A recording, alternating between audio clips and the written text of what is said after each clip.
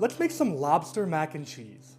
I typically say cheese and seafood doesn't go together, but this one definitely proves that wrong. We're gonna start by pulling all the meat out of a couple lobster tails. Now we're gonna go into a pan with one whole stick of butter, and we're gonna go into that with a couple cloves of garlic and some sprigs of thyme and rosemary. And now we're gonna go ahead and cook our lobster in that butter for just a couple minutes aside. Now once our lobster's done cooking, we're gonna go ahead and freshly grate our cheese, starting with some Gouda, plenty of Gruyere. Next we'll go in with plenty of Fantina, and last but of course not least, a whole bunch of mozzarella. Now we're ready to go ahead and drop in a quarter cup of the butter we used to cook our lobster, and that's what we're gonna use to make our roux to start our cheese sauce. And after letting that cook for a couple minutes, we're finally ready to start streaming in our whole milk. It's gonna look really rough at first, and you're gonna think you're doing something wrong, but just keep adding milk and I promise it'll all be okay. Once we have a nice and smooth bechamel, we're finally ready to start seasoning up with some Old Bay, some garlic powder and onion powder, a little bit of smoked paprika, and of course we can't forget some salt and pepper as well. Now once everything is nice and seasoned, we're gonna turn off the heat completely and start slowly adding in that cheese blend. And now once that sauce is as thick and beautiful as you, we're finally ready to add in all of your pasta of choice. And last but of course not least, we gotta drop in all of our chopped up lobster tails. You really wanna make sure every single nook and cranny is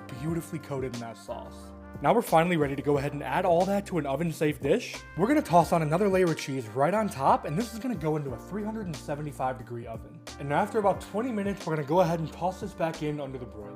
And now just a couple minutes later, we're left with this absolute beauty. And now once it's cooled off just a little bit, we're finally ready to grab out a huge scoop. I'm gonna go ahead and garnish this up with a couple more pieces of lobster. And of course, you already know we gotta be sure to hit it with some chives. And now just like that, we're ready to dig into our lobster mac and cheese.